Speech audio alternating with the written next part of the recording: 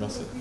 Nous avions clôturé le mercredi 16 août les travaux de la table ronde sur l'état de siège dans les provinces de l'Ituri et du Nord Kivu, travaux qui avaient été ouverts par son Excellence Monsieur le Président de la République et qui se sont tenus à son initiative.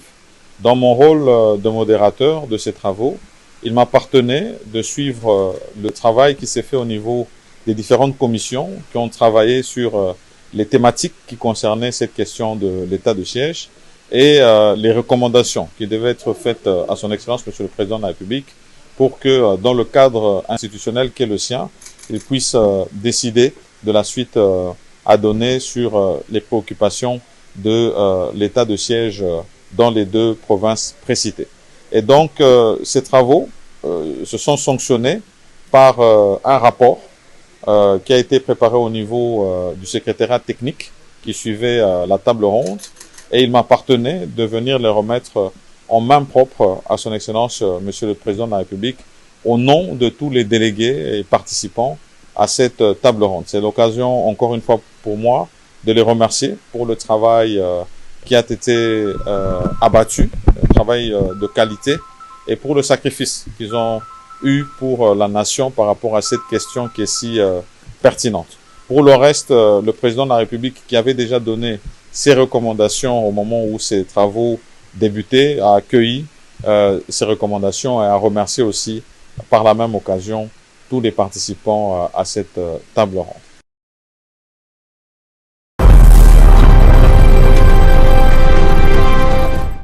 Le président de la République a fait part à ses pairs, chefs d'État, de la dégradation de la situation humanitaire et les statu quo des faits imposés par le Rwanda et ses supplétifs du M23 qui se sont jusqu'ici refusé de se conformer aux engagements pourtant souscrits dans le cadre du processus de Nairobi et de la feuille de route de Luanda, allant même jusqu'à entraver la mise en œuvre des mécanismes dont ceux supervisés par la MONUSCO, les tout sous le regard coupable et complice de la force régionale déployée par la communauté de l'Afrique de l'Est.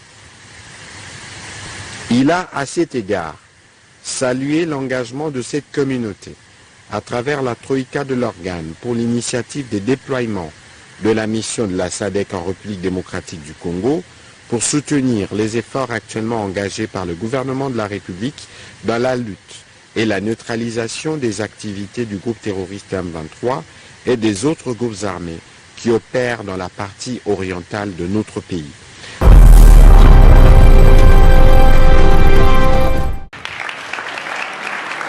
Arrivés tour à tour à l'hôtel intercontinental de Luanda, lieu choisi pour ce sommet, les chefs d'État et de gouvernement des pays membres de la SADC ont eu une journée assez chargée. Entretiens, réunions à huis clos et allocutions ont marqué ce conclave. Mais les moments les plus attendus étaient sans doute la passation des pouvoirs entre les deux présidents, l'entrant et le sortant. Ainsi, le président Félix Tshisekedi a officiellement remis l'insigne de la présidence de la SADC au président angolais João Lourenço. À vous, chers frères, João Manuel Gonçalves Lourenço, président de la République d'Angola et président entrant de la SADC, au moment où je vous cède le fauteuil de la présidence de la Communauté de développement de l'Afrique australe, je suis convaincu que notre programme de développement régional atteindra de nouveaux sommets. Je vous cède donc fièrement la présidence de cette organisation avec beaucoup d'optimisme quant à son avenir prometteur. En guise de bilan de son mandat, le président Tshisekedi a salué la mobilisation de la SADC pour faire face aux défis sécuritaires dans l'Est de la République démocratique du Congo. Cette mobilisation s'est également ressentie dans la décision courageuse prise par la communauté lors du sommet extraordinaire de la Troïka de l'organe de la SADC le 7 mai dernier à Windhoek, en République de Namibie, et aboutissant sur le déploiement de la mission de la SADC en République démocratique du Congo, SAMI-DRC en sigle, pour soutenir les efforts actuellement engagés par le gouvernement de la République démocratique du Congo dans la lutte et la neutralisation des activités du groupe terroriste du M23 et des autres groupes armés qui opèrent dans la partie orientale de notre pays. Comme vous le savez si bien, la résurgence dans la province du Nord Kivu du groupe terroriste du M23, soutenu par le Rwanda, a engendré de graves violations des droits de l'homme et du droit international humanitaire. Le chef de l'État a rappelé les conséquences tragiques de la crise sécuritaire dans l'Est de la RDC. Le peuple congolais, dit-il, garde tout de même cet espoir et cette confiance en la capacité des FARDC, forces armées de l'RDC, à venir à bout de l'ennemi. Le président Tshisekedi souhaite par ailleurs que l'appui annoncé de la mission de la SADC en RDC soit tout aussi déterminant et efficace que le soutien apporté aux forces armées et de défense du Mozambique. Après ce 43e sommet, rendez-vous en 2024 pour la prochaine rencontre.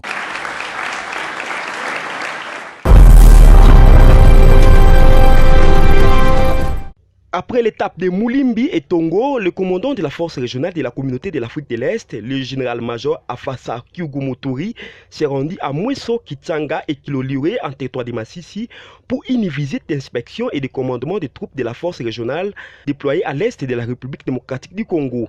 Accompagné des officiers de son état-major, le numéro 1 de la force régionale, le général-major Afassa Kyugumoturi, a croisé les contingents burundais installés dans cette partie du territoire de Massissi avec le souci de motiver leur morale. S'adressant aux troupes, le commandant force à saluer les réalisations et s'est félicité de la réouverture des établissements scolaires et la reprise des activités dans la région. Je salue jusqu'à présent votre professionnalisme exemplaire, les sacrifices et l'engagement dans la conduite des opérations axées sur le principe cardinal de la protection des civils. Il est à noter que le déploiement du contingent burundais sur le secteur ouest a vu les agences économiques et humanitaires reprendre leurs activités. Toutes ces activités sont des indicateurs d'un retour progressif à la paix et notre devoir premier reste la protection des civils et de leurs biens. Les nombreuses récupérations des bétails volés témoignent de cet engagement dont nous devons être fiers alors que nous nous efforçons d'apporter la paix et la stabilité. Il a par ailleurs instruit le commandant du contingent burundais, le colonel Baranikwa, de continuer à sensibiliser la population sur la nécessité de faire retourner les apprenants à l'école. La même mission l'a amené dans les territoires de Rutshuru et Nyiragongo, toujours dans la province du Nord Kivu, où il a échangé avec les autres contingents de la force régionale. Ici également, le commandant a remonté le moral des militaires qui assurent le mandat de la force régionale de la communauté de l'Afrique de l'Est.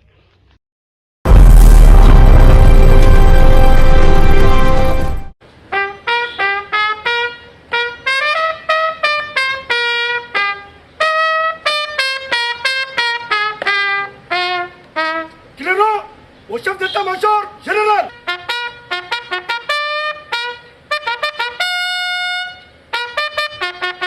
Arrivé mercredi soir à Lubumbashi dans la province du Haut-Katanga, en provenance des Kamina pour mission des commandements et de contrôle, le chef d'état-major général des FARDC a pris part ce jeudi 17 juillet 2023 au briefing sur la situation générale de la deuxième zone de défense et celle de la 22e région militaire, lui présentée respectivement par le lieutenant-général Massunzu Pacifique, commandant de la deuxième zone de défense, et par le général de brigade Moepo, commandant adjoint en charge des opérations et des renseignements de la 22e région militaire. Le général Thio a saisi ces moments pour donner quelques orientations et a de nouveau, au nom du commandant suprême, interdit les officiers de cette partie du pays de continuer de faire les affaires dans le carré minier. Par la même occasion, le numéro 1 de l'armée a présenté la nouvelle tenue de combat de FARDC et a promis sa dotation dans un futur proche dans cette zone. Pour faire d'une pierre deux coups, le chef d'état-major général a procédé à la coupure du ruban symbolique, inaugurant ainsi le nouveau mess des officiers de la deuxième zone de défense qui porte son nom. À la 22e région militaire, le général Thio a également inauguré les nouveaux dispensaires de cette région. Signalons qu'auparavant, les chefs d'état-major général avaient présenté ses civilités au gouverneur Jacques Kiabula Kato du Haut-Katanga en compagnie de sa délégation.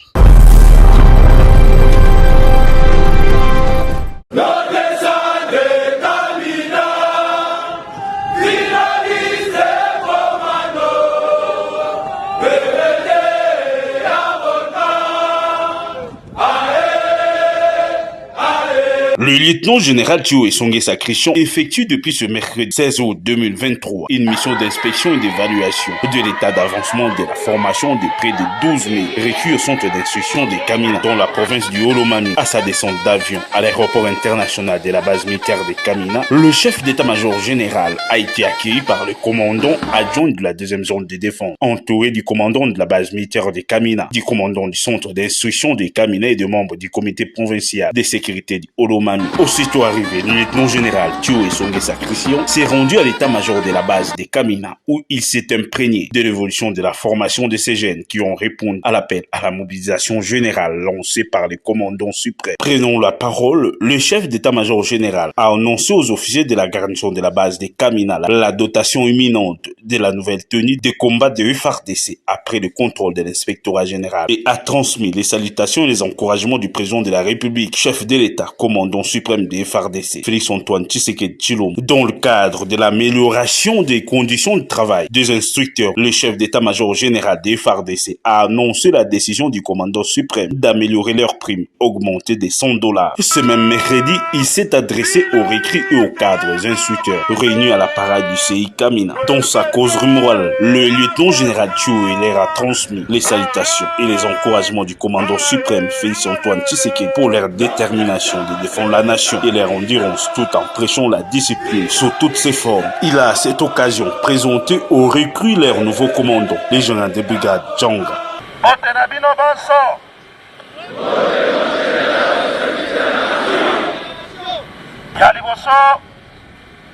Nalingina komisa mbote ya mokonzi ya mboka, commandant suprême ya mapinga na biso, le président de la République, chef de l'État, Félix-Antoine Tshisekedi Tshilombo, natindeli bino bote. Première fois na yaki,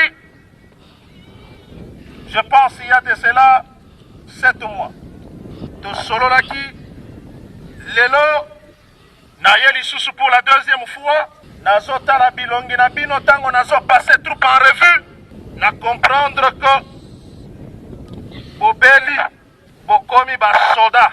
Avant na banda, à part mbote ya mokonzi, na lingi na lobela discipline.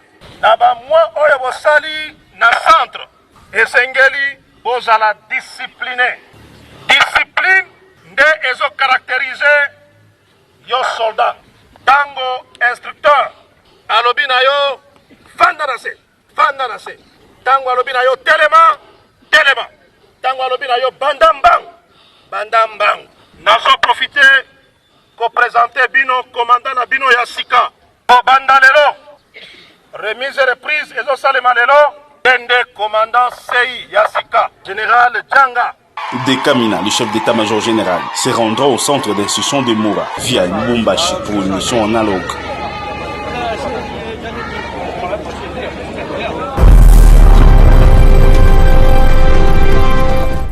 Cette vive tension vécue le jeudi dernier dans la cité Lupia n'a pas laissé indifférente la gouverneure des provinces. Aussitôt alertée, Madeleine Nikomba Sabangu met fin à son séjour officiel dans la capitale congolaise et regagne Kisangani, chef-lieu de la province de la Tchopo en toute urgence, ce vendredi 18 août 2023. Au pied d'avion, elle est accueillie par le comité provincial de sécurité.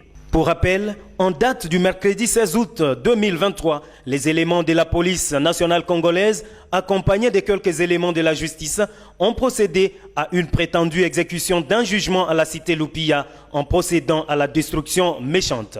Ce qui a révolté la population de cette partie de la commune de Kabondo en ville de Kisangani, qui, elle, à son tour, a manifesté sa colère par des jets de pierre et la barricade des axes routiers. De l'aéroport international de Bangoka, l'autorité provinciale effectue une descente avec force sur le lieu, accompagnée des membres du comité provincial de sécurité et ceux de son cabinet de travail pour constater les faits et parler à la population. Sur place, la gouverneure Madeleine Nikomba fait un constat très amer. Des écoles démolies, des centres de santé vandalisés, des maisons d'habitation détruites, laissant ainsi les familles sans abri et passant des nuits à la belle étoile. Ici, à l'école primaire Mousseme, la gouverneure des provinces, Madeleine Nikomba Sabangu, s'adresse à une foule compacte, cette population victime d'une exécution, n'ayant pas respecté la procédure. Tokobengi saba oyo babuki awa, poto yoka bango pe poto zwela yango solution. Bana lupia na lingi boye bake bozali bino moko te. Mokonzi ya mboka Félix Antoine Tshisekedi Tshilombo alobi le peuple d'abord. Elingi koloba mokonzi ya mboka Faci Beton abosani te bana lupia. Soki ayoki sango ya mawa yepe azali na mawa. Na yango ngai lokola muto azali ko représenter awa na kati ya chopo na zonga kimbangu pour que tozwa solution na likambo oyo. Bako sabino te Madeleine Nikomba alingaka bino mingi. Hormis la promesse ferme de réhabiliter l'école, la gouverneure de province, Madeleine Nikomba, va au chevet des victimes internées à un centre de santé de la place. Séance tenante, elle a ordonné le transfert de ces malades vers l'hôpital général de Makiso Kisangani pour des soins appropriés à charge du gouvernement provincial avant de payer les factures de tous ces malades. À tous les ménages qui passent des nuits à la Belle Étoile et à même le sol, la chef de l'exécutif provincial a promis la réhabilitation de leurs maisons après leur avoir laissé de l'assistance.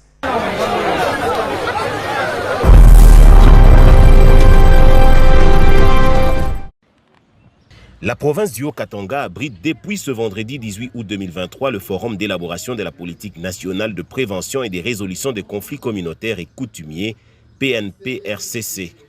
Cet événement de grande envergure a été honoré par la présence du secrétaire général au ministère de l'Intérieur venu de Kinshasa et de la députée provinciale Liliane Komba, présidente de la commission Sécurité et Droits de l'Homme, représentante du président de l'Assemblée provinciale.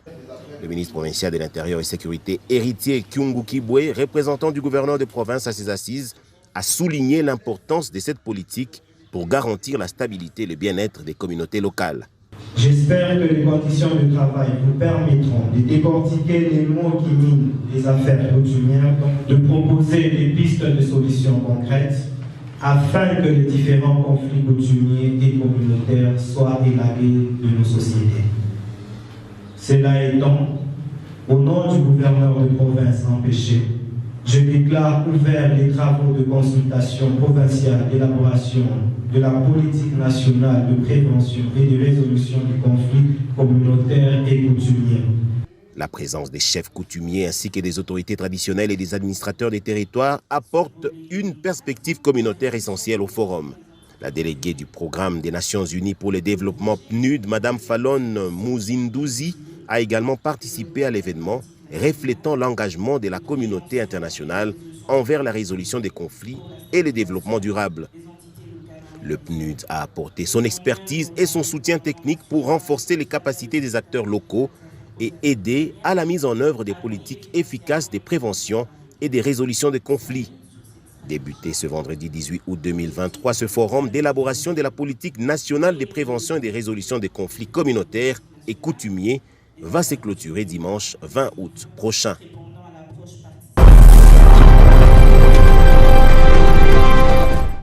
En collaboration avec l'Agence belge de développement, ENABEL en sigle, une délégation mixte société civile, ministère de la Santé publique et de la prévoyance sociale séjourne dans le Haut-Katanga dans le cadre de la sensibilisation sur la couverture santé universelle. Ce mercredi, cette délégation a été reçue par le commissaire provincial au travail et prévoyance sociale intérimaire Robert Kawissa pour présenter le mobile de sa présence.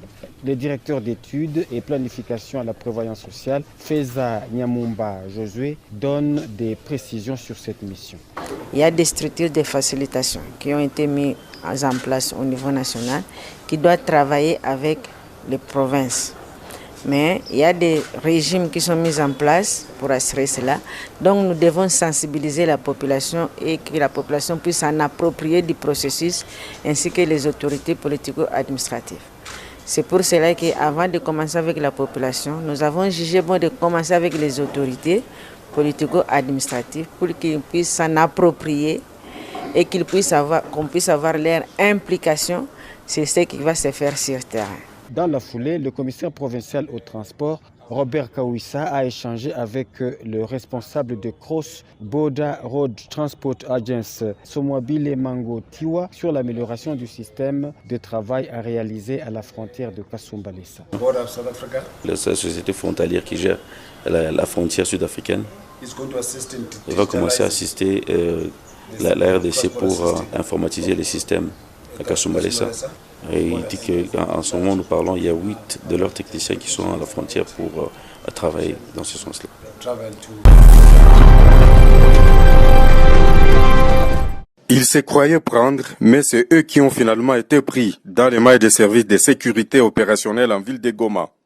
Eux, ce sont 2 bandes de kidnappeurs faisant partie de ceux qui sèment mort et désolation dans les chefs des paisibles citoyens. Le premier groupe arrêté par la police nationale congolaise est constitué de 5 jeunes messieurs qui montent des scènes d'auto-kidnapping pour chercher à gagner l'argent facile auprès de leurs proches. L'acteur principal de cette scène de mauvais goût est monsieur Michel Moussobois Lueso qui voulait rançonner sa famille. Pour réussir son coup, il a intéressé ses acolytes pour faire la simulation. Michel Moussobois explique comment ces jeux est parvenu à tourner à leur défaveur. Je ne savais pas sur quel pied danser vu la charge qui pesait sur moi.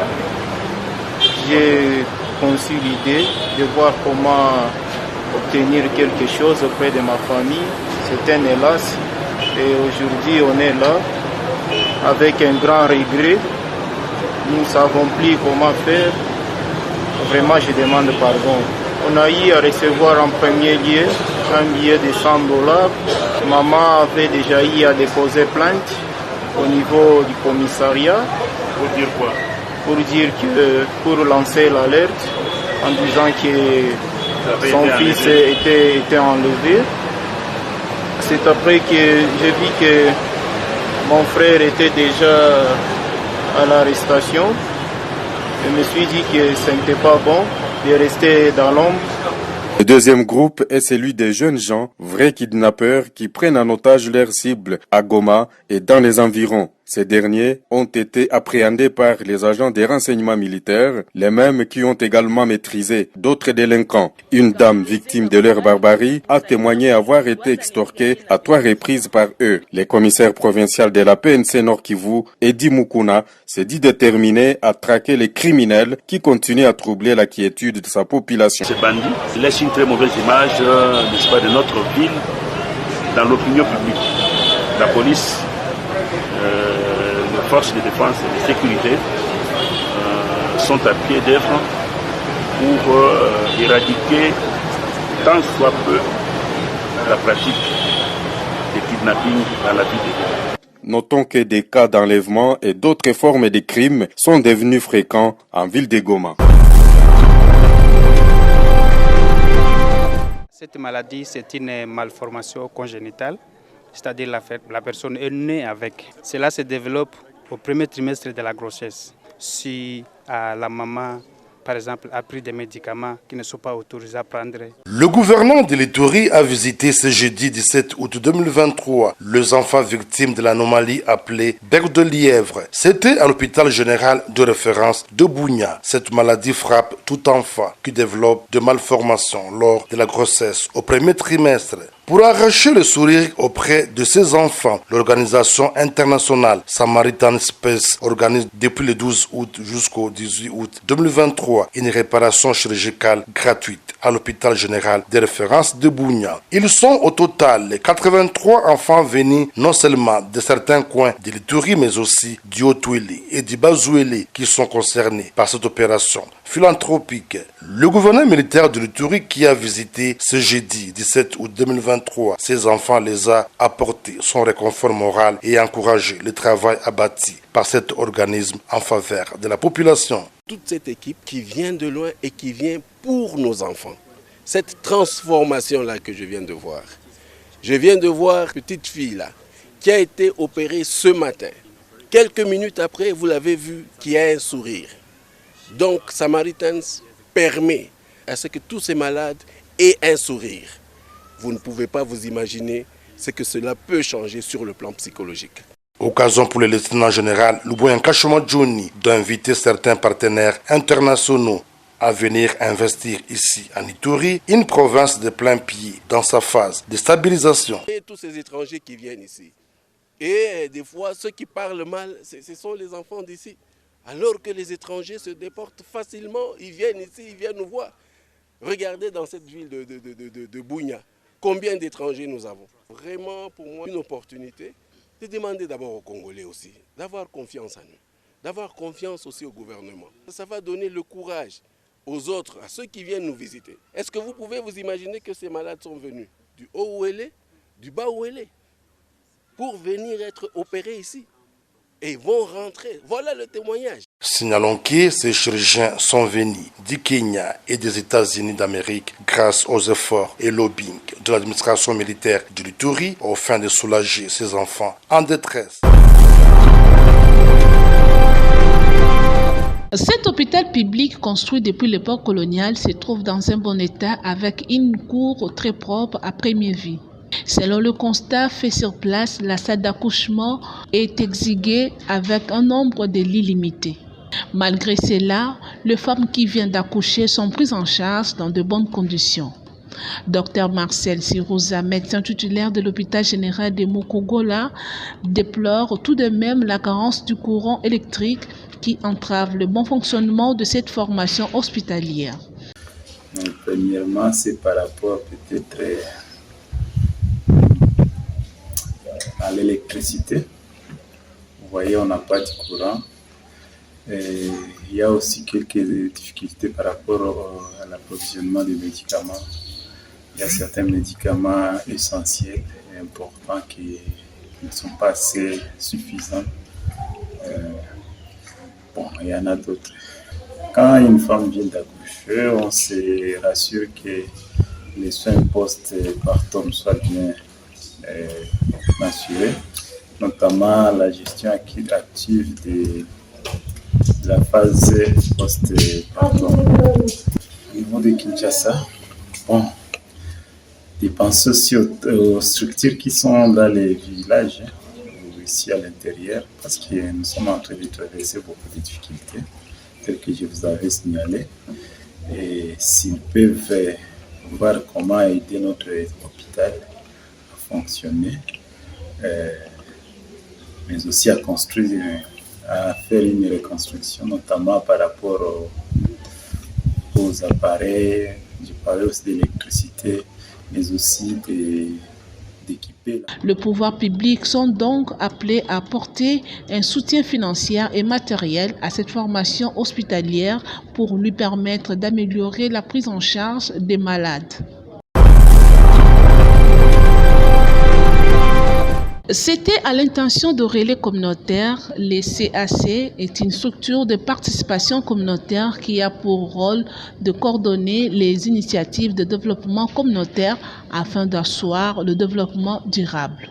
L'objectif du dit atelier est de récupérer les enfants non vaccinés contre la poliomyélite dans le délai au territoire des Cabarets qui a connu un faible taux de participation. Grâce Moudéroy, chargé des projets de la chefferie des Cabarets, qui se réjouit de l'organisation de cette formation et revient sur ses objectifs. Même sentiment de satisfaction du côté de Mélissa Misado, assistante de suivi et évaluation de Remède, partenaire de l'UNICEF. Par le canal de Remède étant partenaire de l'UNICEF, l'UNICEF aussi étant partenaire de la chefferie des Cabarets depuis longtemps. Dr Guy Kassongo, médecin-chef des zones, n'a pas manqué de livrer ses impressions en rapport à la réussite de ces journées nationales de vaccination. Comme vous savez que la grande mission de la campagne de vaccination, c'est de pouvoir faire un carton rouge à la poliomyélite. L'objectif principal est de pouvoir éradiquer et en finir complètement avec la vaccination. Et le seul moyen d'éradiquer cette poliomyélite, c'est d'assurer d'abord une vaccination de routine de qualité, d'atteindre chaque enfant. Et enfin, au travers des campagnes de masse, c'est de pouvoir sensibiliser, informer, dire aux parents, vulgariser le calendrier vaccinal, mais aussi de toujours attendre que les relais communautaires passent pour pouvoir vacciner les enfants. Pour rappel, les cellules d'animation communautaire doivent être autonomes, autodéterminées et responsables.